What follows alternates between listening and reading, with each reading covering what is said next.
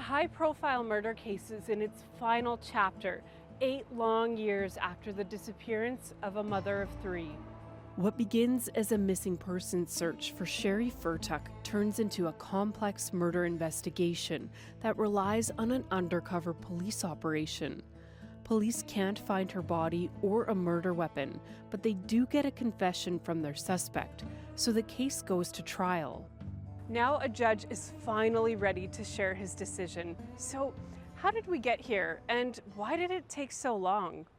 At the time of the disappearance, Sheree is 51 years old and spends most of her time working in a rural gravel pit. She drives a semi hauling crushed rock, and she's a woman of routine.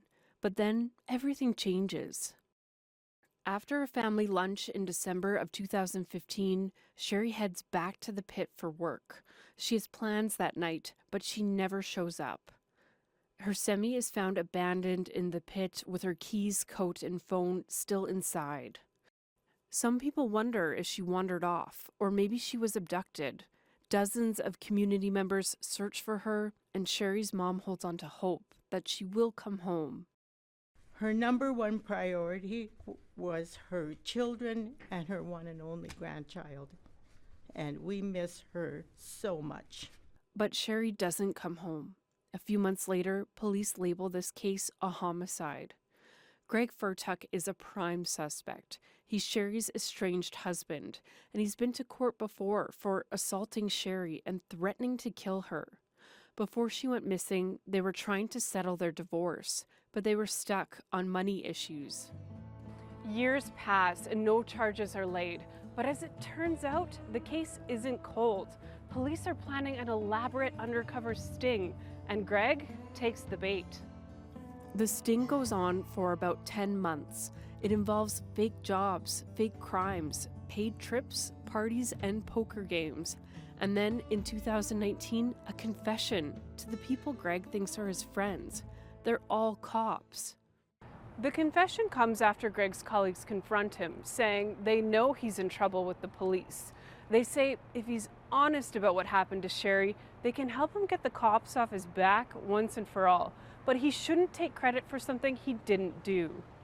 Greg tells the boss he did kill Sheree and explains several times how he did it. It's all caught on tape. He says he waited for Sheree at the gravel pit with a loaded gun, and they argued about money.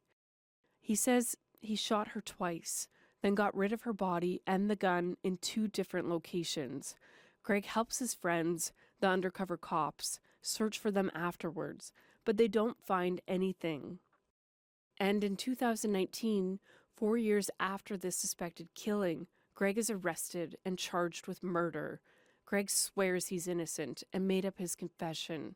He's been in jail ever since. Well, when I get out, I'm going to sue. I'm going to sue big time. Yeah, because this is, being stuck into a 21 hours a day into a 6x10 dog kennel for 1,400 days for nothing. I've owned dogs my whole life, and I would never ever do that to my own dog. Never.